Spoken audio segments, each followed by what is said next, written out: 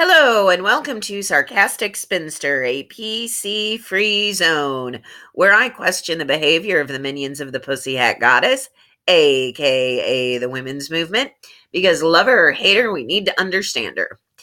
And today I'm going to talk less about the minions and more about rights versus privileges.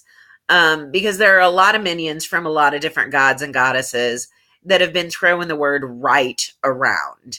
And they've been treating it pretty lightly and overusing it to the point that they are devaluing it. And I got a little problem with that. So, a few years ago, I went through an exercise just for the hell of it, really, to satisfy my own curiosity because I'm weird that way. And I looked at the idea of civil rights. And Cornell University law, something or other, um, defined civil rights as human rights and enforceable privileges. I mean, they had more to the definition than that, of course, but that's what I pulled from it, is that it is a combination of human rights and enforceable privileges. So, how do we tell the difference between the two?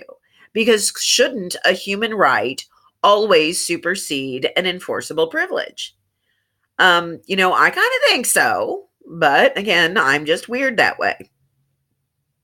So, if we're going to be able to figure out what is a human right and what is an enforceable privilege, we have to have some kind of criteria to measure individual cases against. And I didn't have anything and I couldn't really find anything. So, being the weirdo that I am, um, I just, delved into my own head for a while and came out with some criteria that has worked really well for me. And it is really only 3 points. So it's pretty straightforward. It's not terribly complicated. And it's been, like I said, very useful for me. So the first criteria is, in order for it to qualify as a human right, it has to apply to all humans. I mean, duh. But that means that in order for it to be a human right, it can't be something based on gender, for example, or race, or ethnicity, or religion, or belief system of any kind. It is based on your very humanity. You have it because you are human. And the right to life is one of those things. If we think about it as far as I exist, therefore I have a right to do so. And if you're going to claim something as a human right for yourself, you must be willing to acknowledge that same right in everybody else. You can't claim that right for yourself and then turn around and deny it to somebody else. Because if it doesn't apply to them, then it is not a human right for you. You are trying to claim a privilege. And if it is a human right and you're claiming it for yourself and denying it to them, you are actually violating their human rights. And that makes you kind of a dick. So let's not be dicks, okay? So, second piece of criteria is that it must exist outside of society. So it cannot be something that someone else has to give me. So I don't have a right to what belongs to someone else. I don't have a right, a human right, to be given anything. Let that one sink in. Because if a human right exists outside of society, it means these are the rights that you have when you are alone. These are the rights that you have whether anybody else existed on the planet or not. So if it requires a government to define it, it is not a right. If there are qualifications in order to receive it, it is not a right. And if it's an enforceable privilege, which is what those things would make it, and you don't qualify for those privileges, it is not your right. It is the civil right of the people who qualify for the privilege. So to say, I have a right to that when you actually don't is a problem. Now, it may be you should be able to qualify for it and you should have that right as well. But then that's the argument that you need to make. Not that you have a right to something that you don't actually really have, because your problem is that you're excluded from the criteria when you should be included. So that covers actually a lot of ground. So if you need society or the government to define what this right is and how it's going to be applied and who it's going to apply to, that should be an automatic disqualifier. And a lot of the rights that are being claimed and are being chanted about are things that people are wanting the government to create a right to. And the government cannot grant you a human right. They cannot. The only thing that a government can do in relation to your human rights is to secure them for you or to take them from you. A human right is yours by your very humanity. So anything that the government gives you is not a human right. It is an enforceable privilege. Now, and this is why it is so incredibly important to know the difference between the two, because the government will ultimately, in the pursuit of their own power, attempt to limit your human rights, and they will call them privileges. And they will tell you that it is, in your best interest and that this is how it is and all of this. But all they are doing is qualifying what should never be qualified. And the United States is one of the few, if not the only country that ever understood this and refused to qualify human rights. And I kind of like it that way. I'd kind of like to keep that. I'd like to keep that if we could, please. So again, that is why it is so important to know the difference and to be able to differentiate between what is a human right and what is an enforceable privilege. So the final criteria for looking at it as human right versus enforceable privilege is that it cannot conflict with any other human right in yourself or anybody else. So the human rights have to be able to all be exercisable at the same time, and nobody is denied anything. Because if we all have the right to it, then we should all be able to exercise that right without infringing on anybody else's right to do the same. And this disqualifies a lot of shit. And what I want to use as examples, I'll get into in a minute, but really, if we look at it from that perspective, looking at those three criteria, and that it applies to all human beings equally, It has to exist outside of society, and it cannot conflict with any other human right in yourself or anybody else. We actually have precious few human rights. And they boil down to really just a couple of things that are a big umbrella for a lot of individual things. But as I said, I exist, therefore I have a right to do so. That is my right to my life and my right to defend my life and my right to live my life. And then there is the right to think for yourself. And I've touched on this before in other videos. This is a huge one for me. Think for yourself. I have a brain. I have a mind.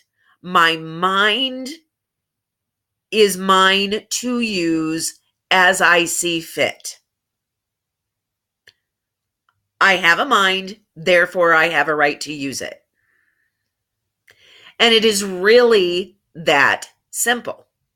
And that is, again, why our First Amendment, our very first amendment, is about the right to think for yourself.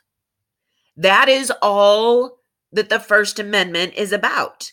They list out specific ways in which that is exercisable, but the basic right, the human right that the First Amendment is designed to protect is our right to think for ourselves.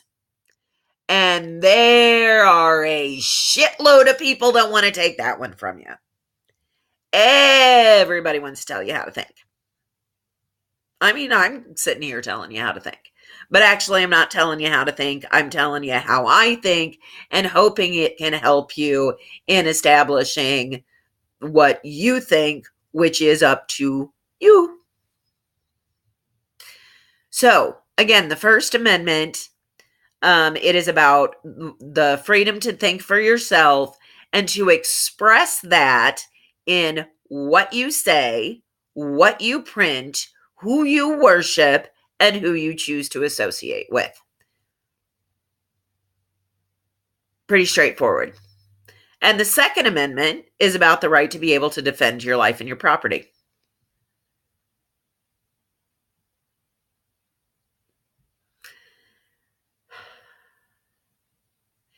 So,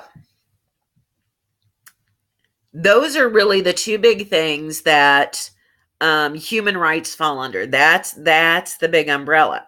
So if we look at a lot of the other rights that people are trying to claim, they are not rights. They are privileges that they are trying to get the government to enforce and turn into a right. So really, if the privilege is not already enforceable, it's not a right. It's not a civil right. So during the whole healthcare debate, it was, I have a right to healthcare. I have a right to healthcare. But no, you didn't, because there was no enforceable privilege on the books for you to receive health insurance. So you really didn't have a right. You wanted one. You wanted that civil right, but you didn't already have it. And that right to health care is that it is a civil right. It is, or an enforceable privilege. It is not a human right. And why is it not a human right? Because the government had to pass legislation to get it. They had to define what it means and who qualifies for what and what the insurance is going to entail. I mean, it was a 2,000-page bill that nobody freaking read before they signed. That still chaps my ass raw. And so it qualifies, as an enforceable privilege under all of that. And it is telling you that you have a privilege to receive somebody else's labor, because healthcare is something that has to be provided to you. Now, if you can do your own healthcare, then yeah, you have a right to that. Nobody should be able to stop you from administering healthcare to yourself. Nobody should be able to tell you that you cannot put Neosporin and a Band Aid on your own wound. Nobody should be able to tell you that you must go to the hospital for something that you know you don't need to go to the hospital for. So nobody should be able to tell you that you can't splint your own arm. And it just, those small things that you are able to do for yourself. Nobody should be able to tell you that you cannot administer healthcare to yourself. That falls under your right to your life and to protect your life as you see fit. And in that way, you have a right to healthcare as long as you are administering it to yourself and not requiring that anybody else supply you something. So it has to be stuff that you are able to get on your own. And I mean, this would include purchasing stuff. So if I'm going to run to Walgreens and buy some Vicks Vapor Rub, yes, I should be able to do that. And no government should be able to tell me that I am not allowed to go buy over the counter medications, that instead I must go and pay a doctor or a hospital to treat me with something that I was perfectly capable of doing for myself. And that's the difference. A human right is yours, and an enforceable privilege is something that is given to you. And we have to think about it that way, because a lot of people do think that they've got a right to what someone else has, that they have a right to the product of someone else's labor. Whether it is the money that they have earned, I've got a right. You've got too much. I think you've got too much and I don't have enough. So therefore I have a right to what you have. No, you don't. No, you don't. If they want to give it to you, they're absolutely free to do that. And nobody should be able to stop them from giving it to you. That is their decision. It is their property to distribute as they see fit. So if they want to give it to you, they should be able to give it to you. But you should not be able to force them to do so. It is not your human right to be able to force them to do so. One, how would that apply to everybody else? If you can force them to give to you, can't they just turn around and force you to give it right back? Because they would have the same human right that you have to force someone else to give you the results of their labor, right? So, when we're looking at it that way, think about some of the things that the minions talk about. The right to be believed. Okay, that was qualified on gender. Women have a right to be believed. So if it's qualified on gender, it doesn't apply to all humans. It's not a human right. It's a privilege.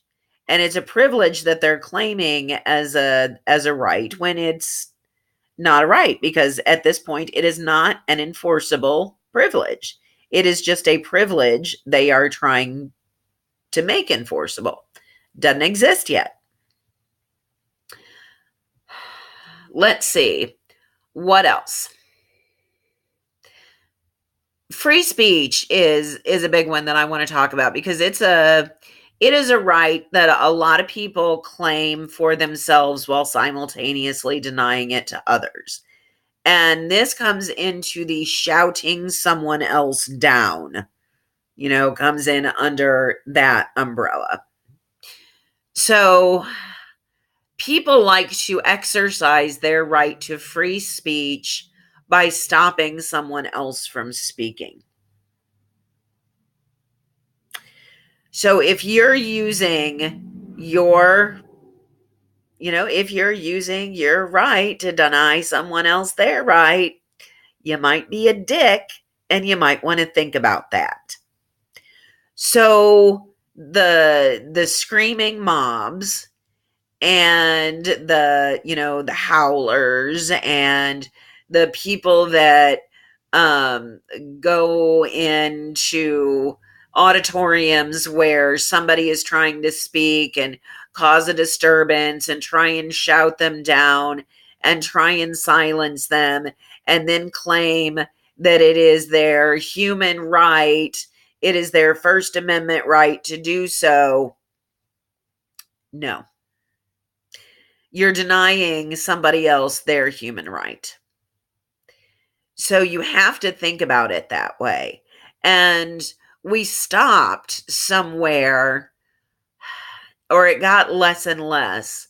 We stopped thinking about the rights of other people and started only thinking about our own rights.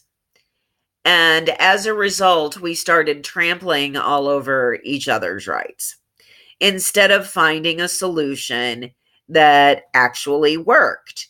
People dig in their heels and they're like, no, I want this for these people, and I'm not going to compromise, and I'm not going to listen to anybody else's point of view because I know I'm right about this.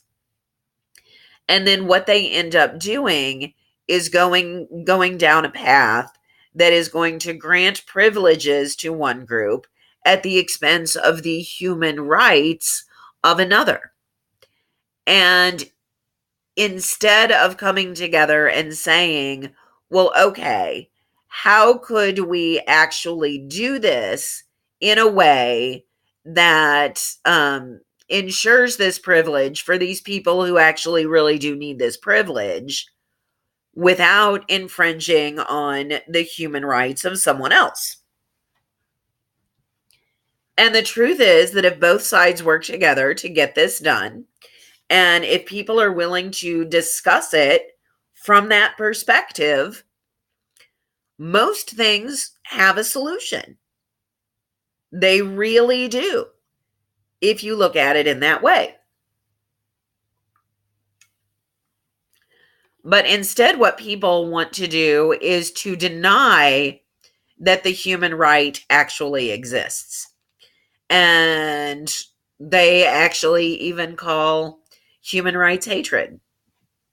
So, well, but your expression of your human right and what you think is just mean, therefore it's okay for me to trample all over it.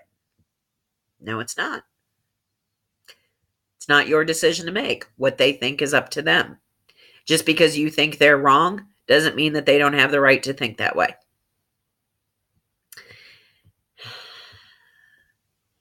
And so let's talk about hate and whether or not that actually does infringe on somebody else's human rights. And if we look at it through the criteria that I have established for myself, no. So calling me names, even calling me Nazi, because you don't like what I have to say or what I think, hating me for what I say or what I think does not in any way infringe on my ability to either exist or to think for myself. Whether or not I give any credence to you calling me a Nazi is entirely up to me. Whether or not that changes my behavior is entirely up to me. So you calling me names, calling me a self-hating misogynist, and revoking my woman card, as the minions of the Pussy Hat Goddess have done, in no way infringes upon my ability to live my life and think for myself. Therefore, that hatred that has been shown me because of the way that I think, in no way infringes on my human rights. Now, if they take it to a level of violence and they destroy my property or they attack my person, and then, yes, then they have infringed upon my human rights. But then it has gone beyond speech. And we don't have a human right to attack someone else. We have a human right to defend ourselves against someone who attacks us, but we don't have a human right to attack someone else, no matter what they think or what they say.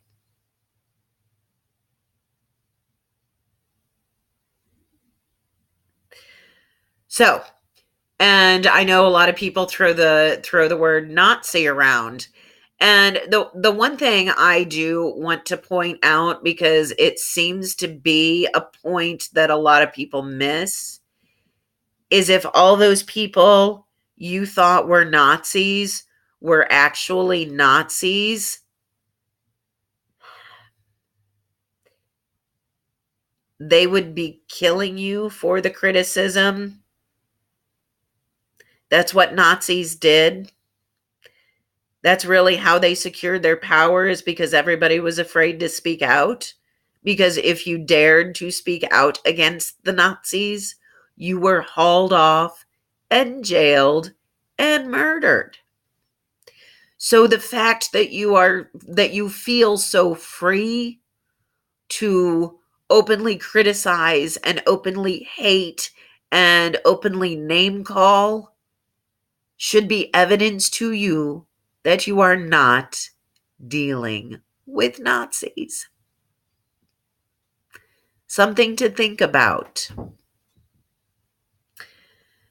So, just as a recap, just because I really need to get this level set and have the reminder for myself as I do some of this stuff going forward, because it's easy for me. I read so much stuff that, oh my God, it just aggravates me so much because it is just bad logic. And I've said this before too, but that really bad logic, that superficial analysis, that looking at the top level only without digging down any deeper, without looking at it from more than one perspective, without looking at, short-term and long-term implications, that just snap decision based on emotion and calling it logic offends me deep in my soul. And I get a little snippy. So I have to, okay, Karen. Okay, calm down. So, just as I'm reminding myself, going off on wild tangents today. I'm sorry. My mind is wandering. It's been a long week. But looking at rights versus privileges, which is important to distinguish, because the government cannot grant you human rights. All they can do is either secure them or take them. And if they want to take them, and most governments ultimately get to that point, and when they want to take them, what they will do is convince you that they are not human rights, but privileges.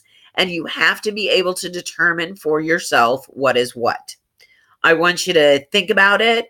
Go out, think for yourself, and figure out what the criteria actually is for you. Come up with a definition that works for you. If the one I use for me works for you too, great. That's wonderful. I'm so glad.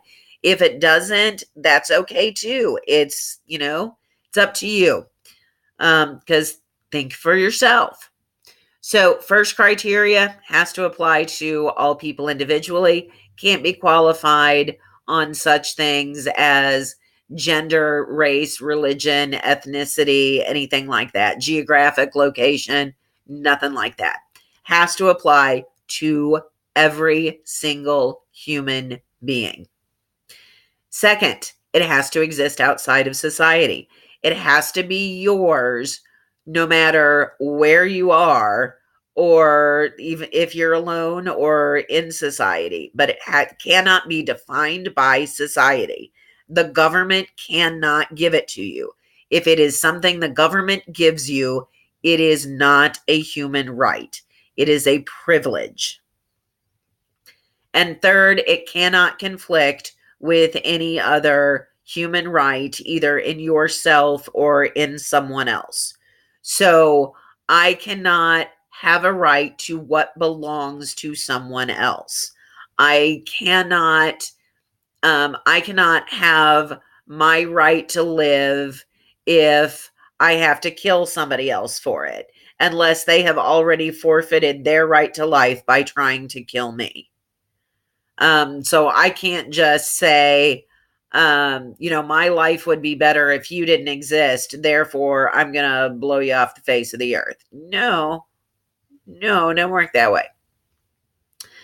And my right to free speech does not trump your right to free speech. We have to be able to recognize these rights in each other. And in living under the Bill of Rights in this country and in our society, we have agreed to place a single limit on our own individual human rights. And that limit is that we will not use them to deny the same rights in someone else. That is the only limit that our rights have. And that is why government does not define speech. And there are a lot of people that want government to define speech, that there should be things that you can't say. Well, who decides?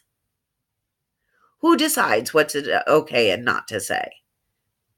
And that's constantly going to change. And if we give someone the power to tell us what is okay and what is not okay, then they are ultimately going to control what we say. And your right to think for yourself and to express that thought through what you say, what you print, who you worship, and who you choose to associate with will no longer be yours. So, these rights are important, and it is important to understand when minions of different gods and goddesses start throwing the word right around willy-nilly like it's meaningless, that we are able to determine what is truly a human right and what is a privilege, and ensure that we are not granting privileges to one at the expense of the human right of another. So if you found this helpful, if you enjoyed it, please like, share, comment below, subscribe if you would, and hit that bell for notifications. #PussyHatGoddess. Something to think about.